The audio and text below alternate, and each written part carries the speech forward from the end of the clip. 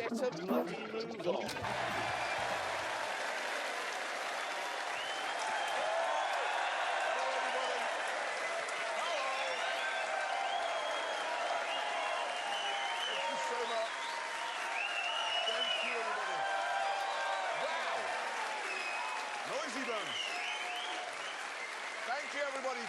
Thank you, and welcome. And in this week's show, Locke, Scott, and two smoking beamers.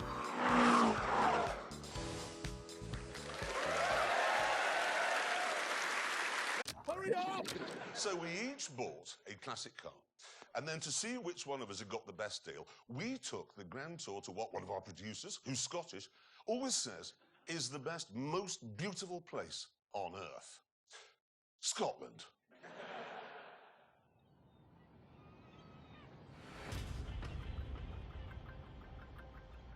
We chose for our meeting point a quaint fishing port near Inverness. And I was the first to arrive in an Alfa Romeo GTV6. Now, you would imagine that when one of these comes onto the market, classic car enthusiasts are running around like they're in a zombie movie and it's Black Friday.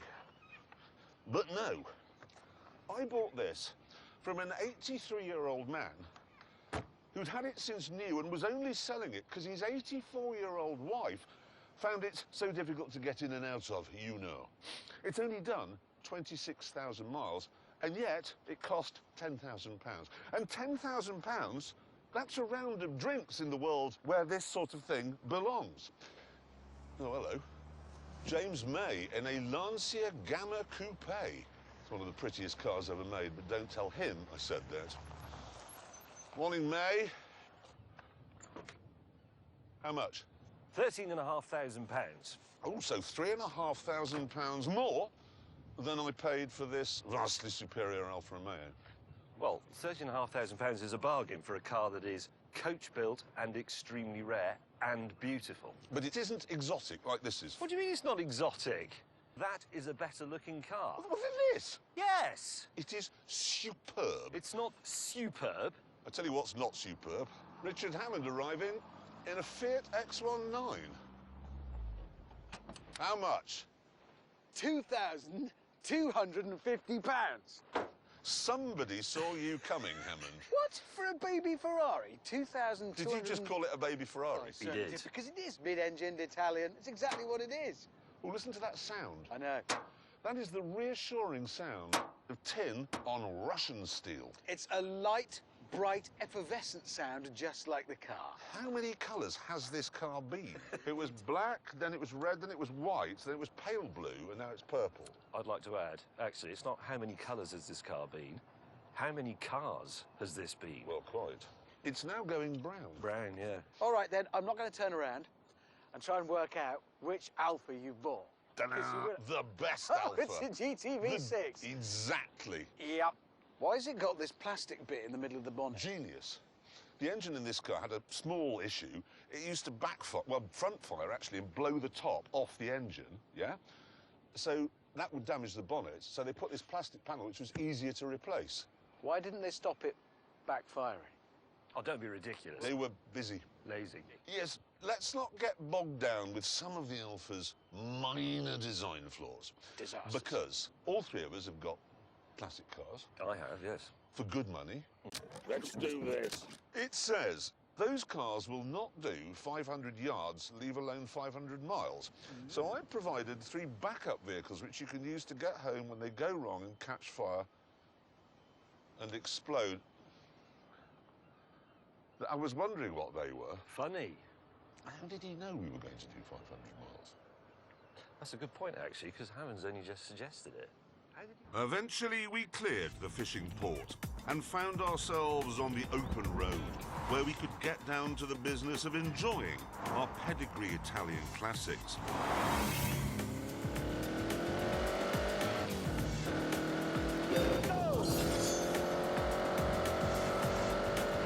The event is the power steering hub of the end of one of the camshafts. Basically, you can't really use full lock, especially when the engine's cold, otherwise the engine will explode. The thermostat's fitted in the wrong place, which leads to overheating very suddenly, and then the engine can explode.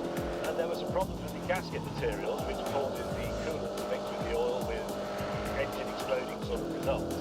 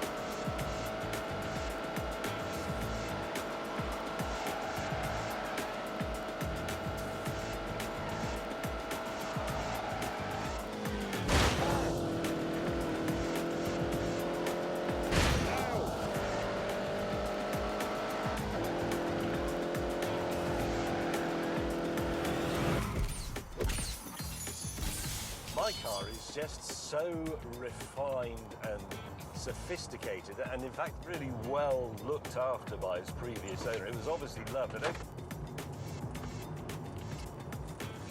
One of my windscreen wipers just fell off. Oh dear. You can't get out. We just lift it up. There you go. You just have to drive like that. James, can I just say you've done 3 miles? It's mended for now. Well, Don't turn it on Let's again. just turn it on. I want to see what happens. Right, okay. You ready? In Scotland. In Scotland, you won't need it. That's the thing. Perfect. Because it Right. never rains.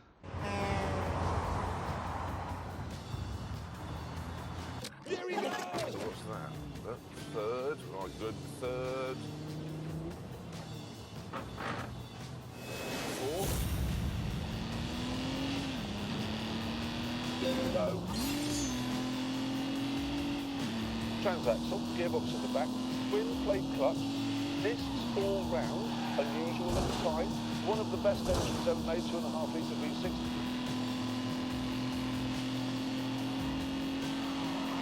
For God's sake.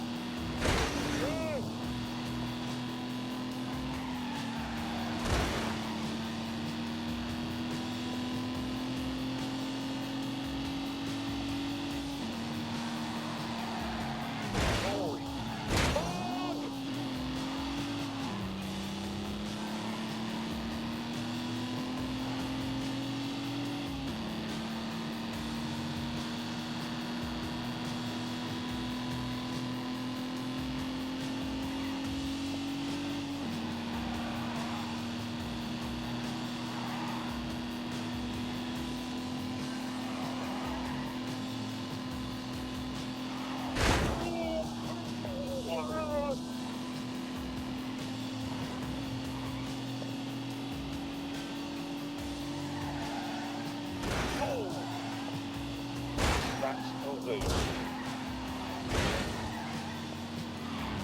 No.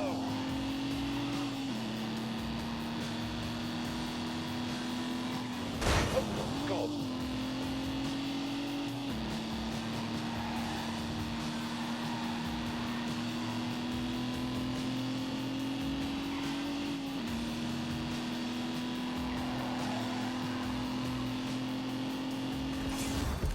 However, despite all the weirdness, I do still absolutely love this thing. It was my ownership of a GTV6 that taught me what cars are all about. You need a personality, you need flaws for them to be human. And James May was Out of the way! That's not exhaust noise. That's an actual engine. As James and I enjoyed our classic thoroughbreds, Richard was driving along in his purple Fiat. Unleash 80 horsepower.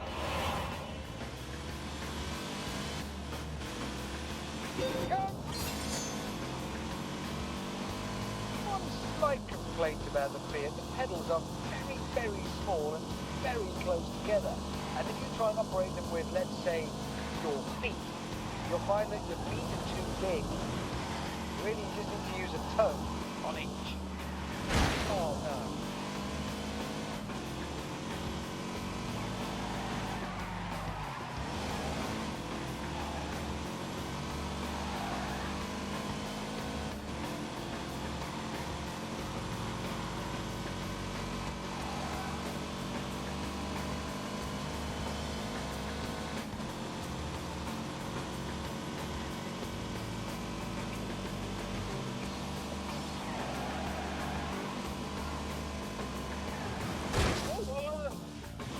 Bad time to be lost.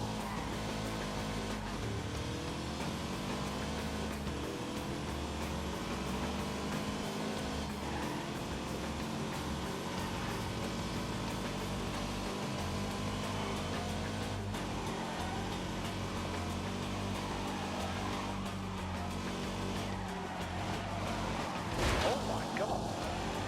Oh God.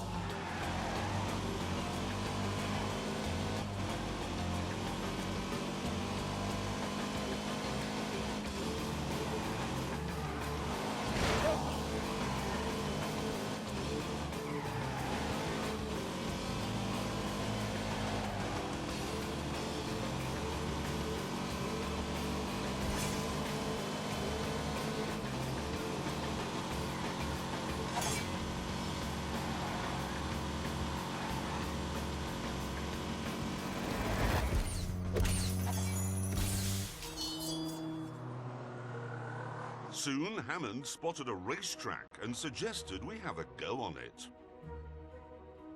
And as we pulled up, it became clear that tiny pedals weren't his only problem.